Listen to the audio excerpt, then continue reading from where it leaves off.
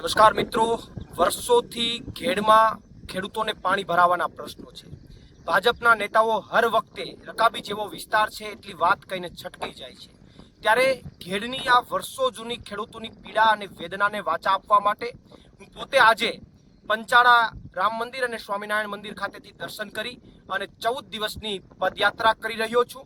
આજે ઘણા બધા લોકો આ પદયાત્રામાં જોડાયા છે. રામ મંદિરે અને સ્વામિનારાયણ મંદિરે એટલા માટે દર્શન કરીને કે ભગવાન શ્રી રામે 14 વર્ષ સુધી વનમાં પદયાત્રા કરી. ભગવાન નીલકંઠ વર્ણીએ સમગ્ર નાની ઉંમરમાં ભારત વર્ષમાં પદયાત્રા કરી.